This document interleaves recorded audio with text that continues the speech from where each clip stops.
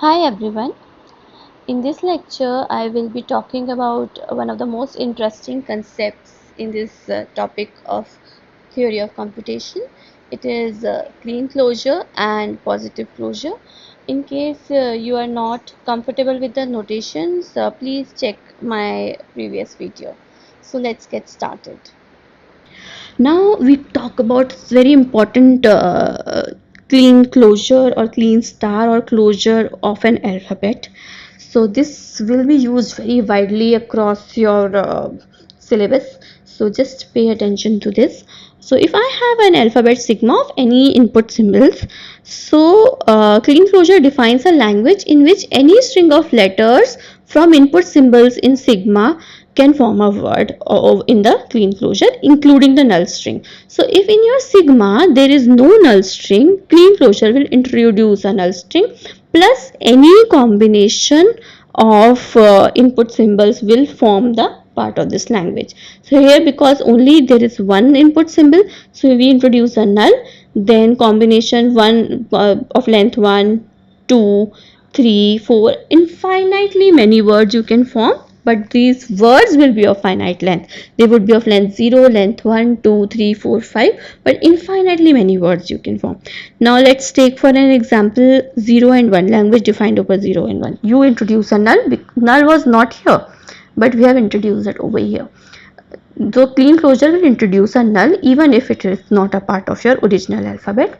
Then any combination means the input symbols as it is.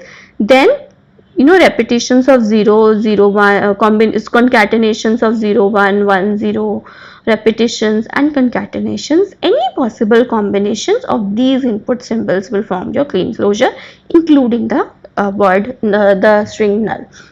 Here you see again another example in terms of ABC. Introduce a null, the input symbols themselves and any possible combinations. They are of finite length, but there will be infinitely many possibilities. So clean closure covers all of them. So when we organize them, we write them generally in increasing order of length, and then we organize them alphabetically. This is known as lexicographic order. So a clean closure forms an infinite language and introduces the word null also. Let me take an example. Let me say instead of one letter input symbol, I have a double letter input symbol. Okay, AA is an input symbol, not single A, not a single B, only AA. So clean closure will what it will do? You will have null, you will have AA, you will have A, any combinations we are talking about. So you will have AA, AA, you will have AA. So three occurrences of the same input symbol, and so on and so forth. So you will have more such letters, more combinations are possible. So but here if you see, the words are of even length. Why? Because my original input symbol was even length. Now let me take another example. Let me say I have A, B. Okay, so if I have AB, or let me introduce one more, ABC. So A, B, C. See, this is not comma. This is one single input. We are saying that there is an input symbol which is A, B, C. So we don't have a comma. We don't have a choice. They always have to occur together. So this will introduce a null. Then it will introduce A, B, C. It will introduce A, B, C. A, B, C concatenations of the input symbols, and then maybe another A, B, C, A, B, C, A, B, C. Okay, and many more such possibilities are there. Okay, but what about will we have A? No, because A is not an input symbol in this alphabet. We don't have a B in this alphabet, so there is no possibility of introducing a B over here. Similarly, there is no standalone C, so we can't have a C. We cannot have A B, or we cannot have B C.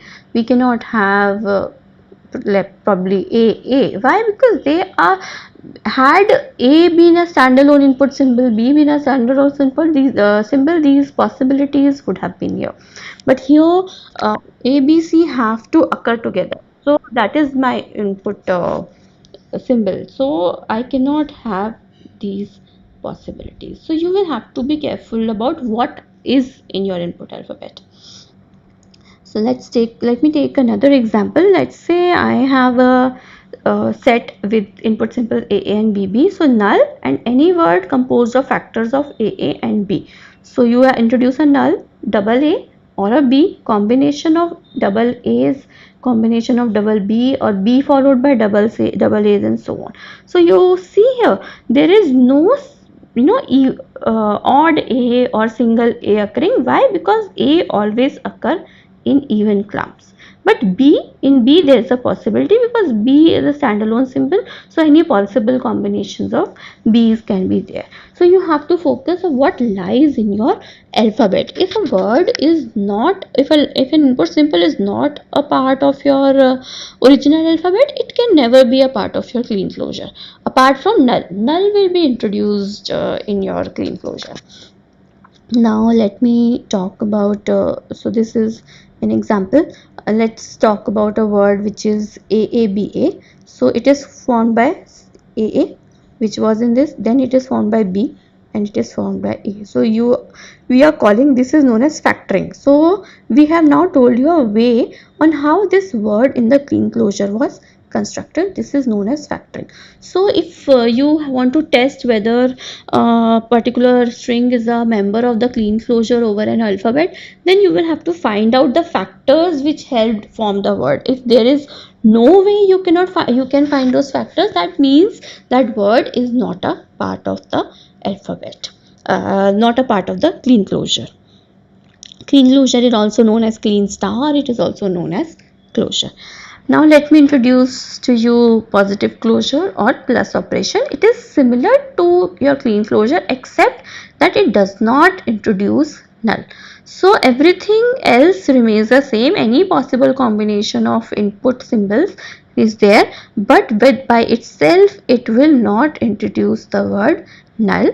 In case if you introduce, if you do a S plus, and you do a union of positive closure with this particular string null, you end up with clean closure.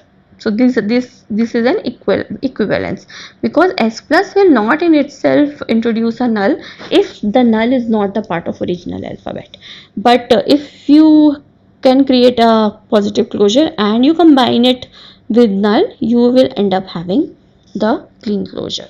Also, if the null is a part of the original alphabet, so if I say, here, if you say sigma is equal to x, so positive closure will result in this. But if I say that null is also a part of this alphabet, null comma x, so here null will be introduced. So now then in case original alphabet has null, then it will be a part of positive closure, then it will become equivalent to your clean closure. But if null is not a part of original alphabet, positive closure will not introduce null by itself. So if I have to summarize, this has to be a superscript. This is not represented correctly here. This has to be a superscript. So positive closure, just like clean closure, has to be a superscript. So in general, over alphabet k to the power k, you have set of all strings of length k. So sigma 1 or simply sigma is only the input symbols. If I say sigma 2, so you will have sigma 0, sigma 1 and sigma 2. So sorry, it's not sigma 0, only sigma 1 and sigma 2. So all the strings of length 1 and the set of strings of length 1, that is your original input symbols, and all possible combinations of length 2 will form the sigma 2. Similarly, sigma star is basically combination of, here see, here is how you have introduced a null. So length 0, length 1, length 2 strings, and plus means only length 1, length 2, length 3, and so on, these many strings. So this is not introducing null, and this because of this null is being introduced. Okay, so this is it. The book that you can refer is Daniel Cohen, Introduction to Computer Theory, second edition, for more examples. In the next lecture I will be talking about more interesting languages, and if you have any questions you can write to me in comments. You can like, share or subscribe to this channel to keep learning. Thank you.